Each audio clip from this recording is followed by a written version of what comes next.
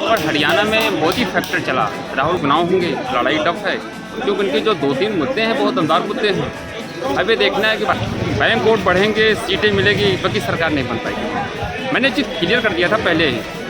जी, ये बताइए, जिस तरीके से हरियाणा में बीजेपी ने क्लीन स्वीप किया है, जिस तरीके से पहले जो विपक्षी पार्टियां थी वो बार बार ये कह रही थी कि हम जीत की ओर हैं, हम जीत की ओर हैं, तो जो आंकड़े आए, जो शुरुआती रुझान में तो ऐसा लगा जिस तरीके से कि कांग्रेस जीत जाएगी, क्लीन स्वीप कर जाएगी। उसके बाद जो आंकड़े आए तो बहुत ही चौंकाने वाले आंकड़े आए, तो इस पर आप क्या कहना चाहेंगे जिस तरीके से भारतीय जनता पार्टी ने विजयी रथ कायम रखा हरियाणा में? देखिए, हरियाणा में भारतीय जनता पार्टी ने काम किया है और हरियाणा में मोदी फैक्टर चला, राहुल गांधी फैक्टर नहीं चला।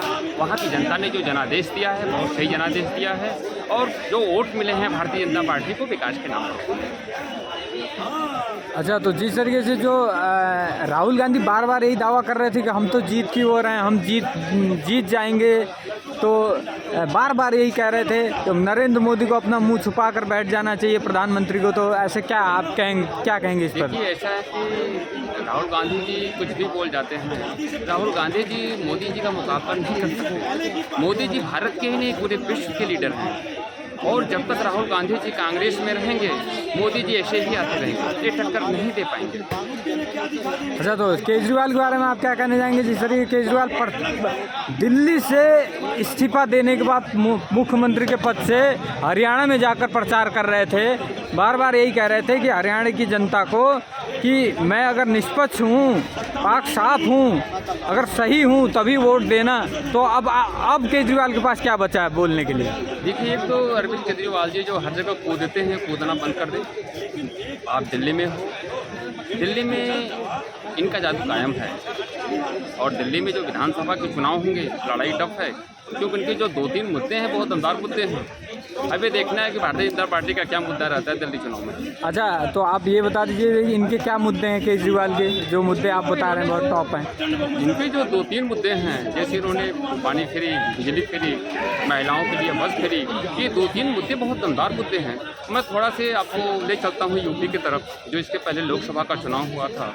आपने देखा विपक्ष पार्टियों ने मात्र सिर्फ 3 मुद्दा बनाए कि अगर भारतीय जनता पार्टी आती है तो आरक्षण खत्म कर देगी, दूसरा मुद्दा खटाखट, तीसरा मुद्दा बेरोजगारी और 3 ही मुद्दे पर जनता डैमेज हो गई और जिसका फायदा अखिलेश यादव जी को हुआ।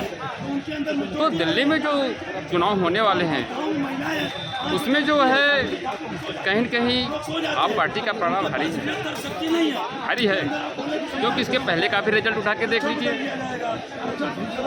तो आप क्या कहना चाहेंगे इस विषय पर कि बीजेपी को क्या ऐसा करना चाहिए कि जो इनके मुद्दे तोड़ सके? देखिए, अगर भारतीय जनता पार्टी को दिल्ली में अगर अपनी सरकार बनानी है, ये चीज़ मैं आपके चैनल के माध्यम से बोल रहा हूँ और ये आवाज़ हमारे देश के प्रधानमंत्री श्री नरेंद्र मोदी तक पहुँचनी चाहिए। एक तो चुनाव से पहले आपका सीएम क्लियर होना चाहिए कि दिल्ली में अगर आपकी सरकार बनती है तो सीएम चेहरा कौन होगा, चुनाव से पहले क्लियर होना चाहिए।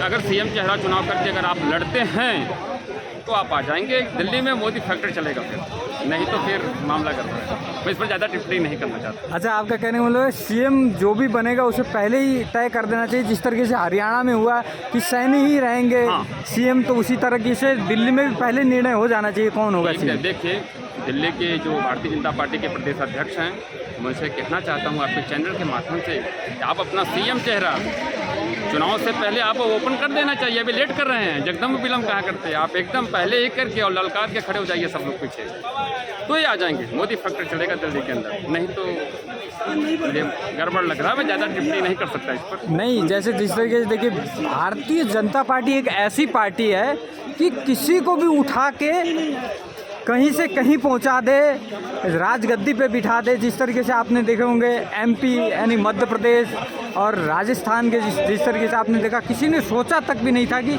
ऐसे लोग भी सीएम बन जाएंगे जो ऊपरी जो भाजपा की ऊपरी जो कमान है उसके नज़र में है नहीं, वो भी सीएम बन जाएंगे। तो दिल्ली में भी ऐसा होने के चांसेस लग रहे हैं आपको?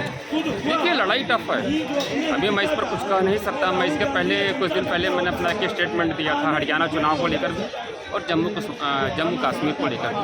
मैंने हरियाणा में 1 महीने महीना पहले ही क्लियर कर दिया था कि हरियाणा में मोदी फैक्टर है और मोदी फैक्टर चलेगा। और मैंने जो स्टेटमेंट दिया वो सही हुआ कि हरियाणा में भारतीय जनता पार्टी की सरकार है। जम्मू कश्मीर में मैंने पहले बोला था कि बीजेपी वहाँ से कोसों दूर है, बैंक वोट बढ़ेंगे, सीटें मिलेगी, बाकी जम्मू कश्मीर में भारतीय जनता पार्टी की सरकार नहीं बन पाएगी। अच्छा, तो आपने पहले ही क्लियर कर दिया था? पहले क्लियर कर दिया था। हरियाणा में बोल दिया था मोदी फैक्टर कायम है, और जम्मू कश्मीर में बैंक वोट बढ़ेंगे, सीटें मिलेगी, बाकी सरकार नहीं बन पाएगी। मैंने चीज़ क्लियर कर दिया था पहले ही, रिजल्ट आने से पहले मैंने बोल दिया था। दिल्ली की जो लड़ाई हो टफ है, दिल्ली में मोदी फैक्टर चल सकता है अगर ये चुनाव से पहले अपना सीएम चेहरा ओपन करते हैं तो, नहीं तो फिर संशय है मुझे। अच्छा, तो आप क्या कहना चाहेंगे कि बीजेपी को अपना जो मुख्यमंत्री का जो चेहरा है उसे इन्हें अभी से ही बता देना चाहिए कि कौन बनेगा मुख्यमंत्री? चुनाव से पहले जनता को पता होना चाहिए हाँ कि भारतीय जनता पार्टी का सीएम चेहरा कौन है। अच्छा, चलिए, बहुत बहुत धन्यवाद आपका हमारे चैनल से जुड़ने के लिए। ओके।